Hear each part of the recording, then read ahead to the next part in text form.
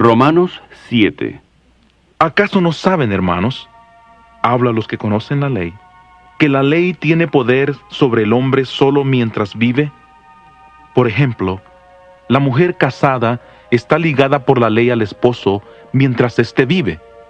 Pero si muere el esposo, ella queda libre de la ley del matrimonio. Por eso, si se casa con otro hombre mientras vive su esposo, será considerada adúltera.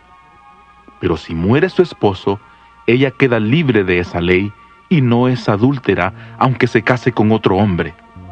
Del mismo modo, hermanos míos, también ustedes murieron a la ley mediante el cuerpo de Cristo, para pertenecer a otro, al que fue resucitado de entre los muertos, a fin de que demos fruto para Dios. Porque cuando estábamos dominados por nuestra naturaleza pecaminosa, las pasiones despertadas por la ley actuaban en nuestro cuerpo, de modo que dimos fruto para muerte.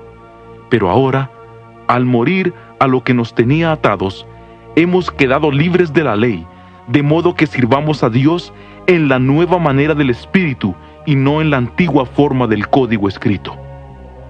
¿Qué diremos entonces? ¿Es pecado la ley? Por supuesto que no. Lo cierto es que de no ser por la ley, yo no hubiera sabido lo que era el pecado. Porque no habría sabido lo que realmente era codiciar si la ley no hubiera dicho, no codicies. Pero el pecado, aprovechando la oportunidad que le proporcionó el mandamiento, despertó en mí toda clase de malos deseos. Porque aparte de la ley, el pecado está muerto. En otro tiempo, yo vivía apartado de la ley, pero cuando vino el mandamiento, cobró vida el pecado y quedé muerto. Resultó que el mandamiento mismo que tenía el propósito de llevar a la vida, en realidad llevaba a la muerte, porque el pecado se aprovechó del mandamiento, me engañó y por medio de él me mató. De modo que la ley es santa y el mandamiento es santo, justo y bueno. ¿Se volvió entonces lo que es bueno en muerte para mí? De ninguna manera. Pero para que el pecado se reconozca como pecado, me produjo la muerte mediante lo bueno, para que mediante el mandamiento llegara a ser completamente pecaminoso. Sabemos que la ley es espiritual, pero yo no soy espiritual, sino vendido como esclavo al pecado.